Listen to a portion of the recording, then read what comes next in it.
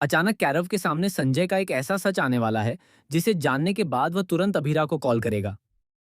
कैरव अभीरा से कहेगा कि यह सच जानना उसके लिए बेहद जरूरी है, क्योंकि अगर वह समय रहते इस सच्चाई तक नहीं पहुंची तो संजय चाचू पूरे परिवार की जायदाद, जमीन और घर अपने नाम करवा लेंगे।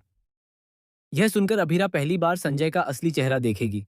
दूसरी तरफ उसे यह भी समझ आने लगेगा कि इस पूरे खेल के पीछे विद्या का हाथ है, क्योंकि विद्या ने ही यह फैसला लिया था कि अरमान को कंपनी और नौकरी से बाहर निकाला जाए। इसके बाद अभीरा मजबूती से सबके सामने खड़ी होगी और कहेगी कि आप चाहे झूठ को लाख बार सच साबित करने की कोशिश कर लो, लेकिन झूठ हमेशा झूठ ही रहता है।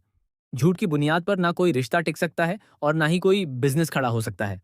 लेकिन संजय अपनी कंपनी बचाने के लिए अभीरा के सामने सफाई देते हुए कहेगा कि मित्तल ने साफ मना कर दिया था कि वह उनके साथ कोई डील नहीं करेंगे।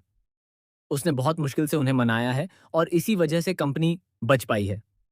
कम से कम अब उनका परिवार सड़क पर आने से बच जाएगा। अगर वह कंपनी में काम करता रहेगा तो पूरा परिवार आराम और सुख से जिंदगी जी पाएगा। संजय की बातें सुनने के बाद अभीरा उसे करारा जवाब देगी।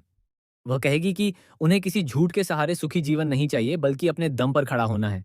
जिस कंपनी में उसने और अरमान ने सालों तक मेहनत की, अपनी पूरी जिंदगी लगा दी, उस कंपनी से अरमान को कोई नहीं निकाल सकता। अब कहानी में सबसे बड़ा ट्विस्ट ये सामने आएगा कि ये सब विद्या की वजह से हुआ है। विद्या ने ही मिस्टर मित्तल के सामने शर्त रखी थी कि अगर अरमान को कंपनी से बाहर निकाला जाएगा, तभी वह संजय के साथ डील फाइनल करेंगे।